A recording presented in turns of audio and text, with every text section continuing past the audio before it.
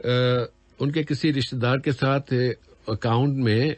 وہ رقم بھیجتے تھے یہاں سے، پھر وہ وہاں جاتے تو اسی اکاؤنٹ سے یہ خود بھی رقم نکال لیتے تھے. تو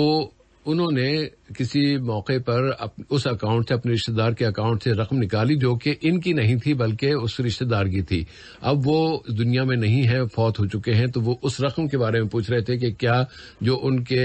ورثاء ہیں ان تک یہ رقم پہنچائی جائے یا کیا جائے. جی صاحب، اس سلسلے میں بات صحیح ہے کہ جو جس کی امانت ہے وہ اس تک جو ہے وہ پہنچائی جائے، کہ ان اللہ یأمرکم ان تؤدوا الامانات الی اہلھا،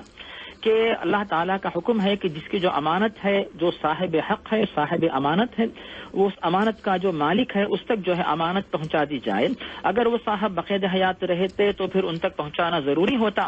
اور دوسری بات صاحب ہے جو صحیح مسلم میں حضرت عبداللہ بن عمر سے جو حدیث مروی ہے، پیارے نبی صلی اللہ علیہ وسلم واضح فرماتے ہیں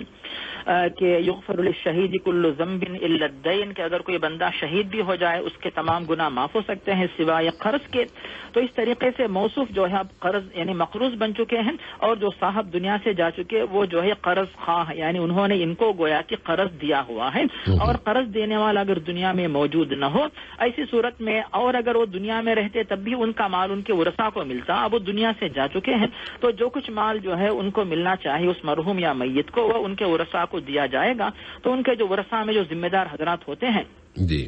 تو ان کے پاس جا کر جو ہے موصوف، چونکہ موصوف کہتے ہیں کہ ان کے اکاؤنٹ سے پیسہ نکالتے، تو اس کا مطلب یہ ہوا کہ وہ اچھی طرح جو ہے جو میت یا مرحوم ہے تو ان کے رشتہ دار ورثاء جو بھی ہے ان سے وہ واقف ہوں گے. تو ان کے پاس جائیں، ان سے ملاقات کریں، اور کسی ایک کو دیکھ کر نہ آ جائے کہ یعنی کسی کوئی ایک، یعنی ڈاؤٹ یہ ہوتا ہے کہ ایک صاحب کے حوالے کر دے تو جو ہے وہ اس میں آگے پیچھے کچھ کمی اپنی جیب میں ڈال دے اور وہ خاموش ہو جائے. جی سر بھائی، تو یہ اندیشہ بہت زیادہ، مال کو دیکھ کر انسان کا دل جو ہے تبدیل ہونے کا بہت اندیشہ رہتا ہے. تو کہیں ایسا نہ ہو کہ مال جیب میں ڈال پھر سوچے کہ بعد میں توبہ کر لوں گا، کون دیکھ رہا ہے، نعوذ باللہ، اسی غلط فہمی جو ہے نہ ہو جائے. تو اسی لیے جو ہے یہ بات ضروری ہے کہ وہ کسی ایک وارث کا حق نہیں بلکہ پورے جتنے ورثاء ان سب کا حق ہے. تو گھر میں بیٹھ کر جو ہے یہ نہ کہے کہ میں مال لا رہا ہوں، بلکہ کچھ اہم کام سے جو ہے میں ملاقات کے لیے آ رہا ہوں، تمام رشتے دار جو گھر پہ موجود رہے، بلکہ زیادہ سے زیادہ 3-4 افراد، تو ان کے درمیان میں بیٹھ کر جو ہے وہ جو امانت موصوف نے جو نکالی ہے، لی ہے ان سے، تو وہ لے جا کر ان کے حوالے کر دیں،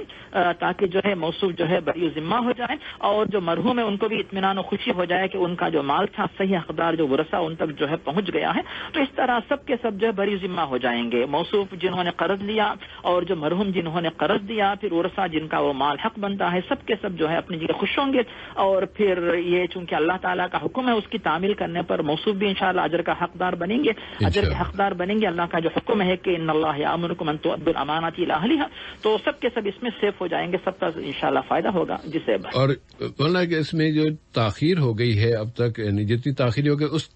اس کو پیش نظر رکھتے ہوئے اپنی طرف سے کچھ اور بھی اس میں اضافہ کر کے دے دیں تو زیادہ اچھا رہے گا. بالکل صاحب، تو بہت اچھی بات ہے کہ کچھ یعنی تحفے کے طور پہ مزید اس میں جو ہے کچھ رقم اضافی دے دیں، تاکہ جو ہے جو مرحوم کے جو ورثاء ہے ان کا جو ہے فائدہ ہو جائے. اور تاخیر کی وجہ سے جو ہے قرض ادا کرنے میں تاخیر جو ہوئی تو اس کی تلافی کے طور پہ جو ہے موصوف جو ہے زیادہ ثواب حاصل کرنے کے حقدار بنیں گے. تو فوری جو ہے ذمہ داری اس سے سبکدوش ہو جائے انشاءاللہ. جزاک اللہ خیر مولانا.